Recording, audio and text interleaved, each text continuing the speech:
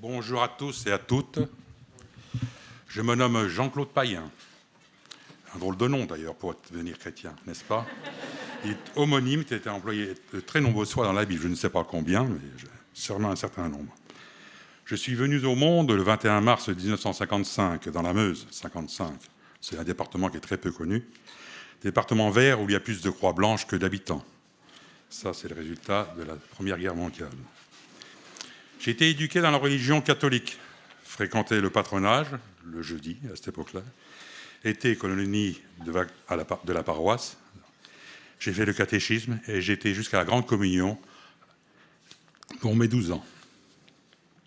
Ensuite, j'ai appris l'apprentissage de cuisinier, donc j'ai fait apprenti cuisinier 3 ans à l'école hôtelière de Verdun, et j'ai fait beaucoup de saisons en différents lieux en France, et notamment à l'île de Ré.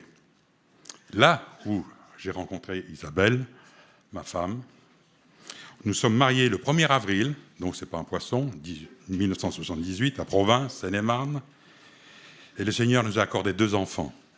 Nicolas, qui est né en 1984, et Aurélie, qui est née en 1987.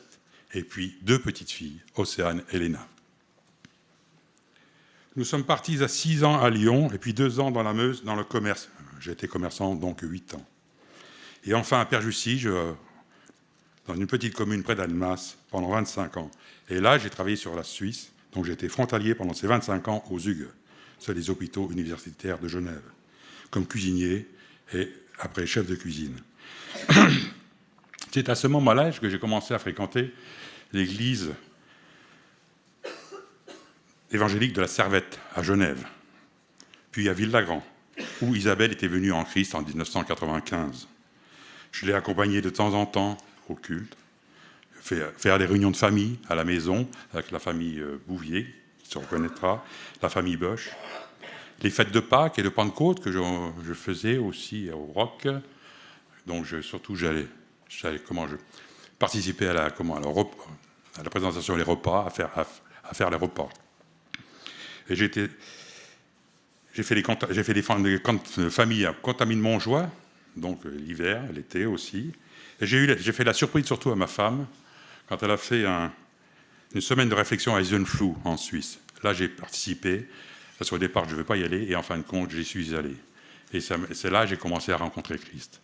J'ai fait cette réflexion à Eisenfluh avec le pasteur Emmanuel Mannenheim. Là, j'ai commencé à me faire mes premiers pas vers Christ. J'ai toujours été bien accueilli dans ces églises de Ville-Lagrand, avec le pasteur Robert Ferretti, qui est donc le premier pasteur que j'ai connu, et Philippe Anchaud.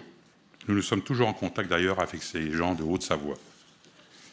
Pendant tout ce temps, j'entendais parler de Dieu, de Christ, du Saint-Esprit, de la Bible. Pour moi, à cette époque, c'était un grand livre, un livre d'histoire, des histoires extraordinaires, des histoires que j'ai retenues comme vraies. Beaucoup de livres peuvent informer, mais seule la Bible peut transformer. Il y a quelques années, nous avons décidé de venir dans la région de Grenoble pour notre retraite. C'est à ce moment-là que nous avons fréquenté le CE, indiqué par M. Fadi Hakel, accueillis, et tout de suite, nous nous sommes sentis à l'aise. Plusieurs personnes nous ont entourés rapidement et nous ont témoigné de l'amour en Christ. Daniel, Hélène, Jean-Yves, Dominique, Jean-Marie, Pierre, Philippe et tant d'autres. J'ai senti un rapprochement avec le Seigneur qui se faisait de plus en plus grand. C'est lors d'une prédication, acte 3, de 19 à 21. Le verset 19 m'a frappé particulièrement sur l'espérance. Je vous lis ce verset. « Changez donc d'attitude et convertissez-vous pour que vos péchés soient effacés, alors que le temps de rafraîchissement viendront de la part du Seigneur et il enverra le Messie qui vous est destiné, Jésus. » Cette prédication a été rapportée par Ricardo. Il est où ? Là-bas. Courant novembre 2020, lors du confinement, malheureusement, avec une voix d'une intensité si forte, j'ai senti un frisson sur ma peau et des larmes sont venues lors du temps de prière, dit à voix haute avec ma femme devant mon écran d'ordinateur. Là, j'ai été touché. Là, j'ai ressenti ma repentance. Là, j'ai senti ma conversion en Christ. Là, j'ai senti l'amour en Christ. C'est lors de cette prédication que le Saint-Esprit m'a fait comprendre conscience d'être pécheur. Que Dieu a donné son Fils, Christ, sur la croix pour nous sauver de nos péchés et pour avoir la vie éternelle. Oui, personnellement, pour moi, ce que je confesse aujourd'hui devant vous. L'amour de Dieu est énorme. Il fait beaucoup de choses pour nous. Il connaît nos pensées, nos gestes, nos paroles, notre avenir. Je veux suivre cette voie qui va changer mon être tout entier de ma vie terrestre à la vie éternelle.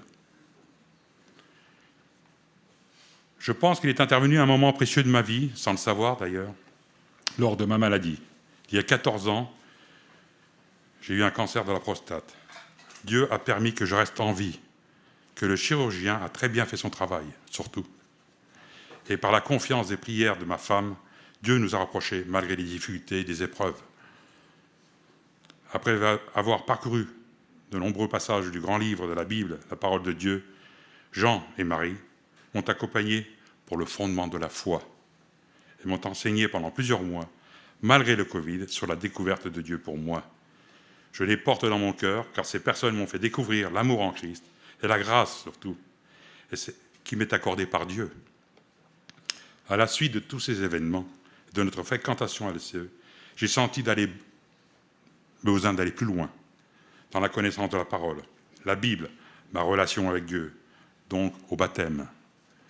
C'est un cadeau extraordinaire. Je suis reconnaissant aux pasteurs de Ville-Lagrand et aux frères et sœurs ici présents pour leur soutien, de leur prière, de leur amour fraternel qui m'ont manifesté et qui continuent à manifester. Je remercie tous. C'est vrai.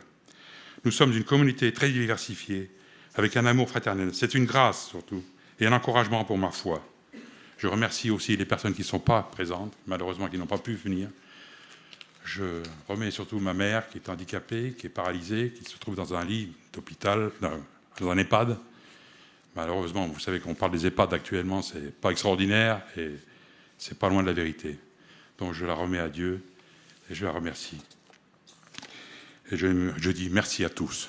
Voilà mon témoignage.